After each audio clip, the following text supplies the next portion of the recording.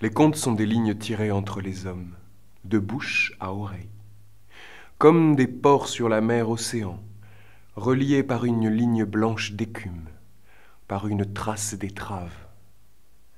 Dans ces ports, il y a des hommes qui préparent ces navires vers le lointain, vers l'aventure. Ils se préparent au grand voyage. Et autour d'eux, toute une foule de métiers, toute une foule de gens travaillent autour à ce que ces navires partent loin, bien équipés, bien arrangés, et leur cale bien pleine. Quand on part en mer, il y a une chose essentielle, c'est de s'assurer que tout le monde aura de quoi manger et qu'il y aura de l'eau à bord. Dans les ports, il y a un métier qui consiste à amener de l'eau à l'intérieur des bateaux. Un porteur d'eau, simplement. Un homme équipé de 2 cruches sur un palan, qui va chaque jour de la source jusqu'au port et à l'intérieur du bateau pour remplir les réserves, et qui retourne à la source et au port et à la source et au port. Chaque jour, son chemin le mène vers la source. Cela fait très longtemps qu'il a ces 2 cruches. Si longtemps qu'il y en a une qui s'est fêlée. Elle s'est fendue, et petit à petit, quelques gouttes en tombent.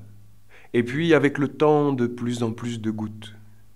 À tel point qu'un jour, elle lui dit « Tu sais, cela fait longtemps que nous travaillons ensemble. Je ne t'en voudrais pas si tu me remplaces. Cela fait longtemps que je perds de l'eau, je perds même trop d'eau, je te fais perdre ton temps. » Attends, dit le porteur, regarde bien ce qui se passe. Regarde sur le chemin. Il est reparti du navire, il est allé à la source. De la source, il a pris son eau et il est reparti vers le port. Est-ce que tu as vu? Je n'ai rien vu, dit la cruche. Regarde mieux. Ils sont repartis ensemble et là, sur le chemin qui le menait à la source, il lui a dit, regarde. Regarde sur ce côté du chemin, il n'y a rien que la poussière, il n'y a rien que le vent. Il a rempli ses cruches. Il est reparti dans l'autre sens. Qu'est-ce que tu vois sur ce côté? Là, il y a des fleurs. Là, il y a des choses qui émerveillent mon regard.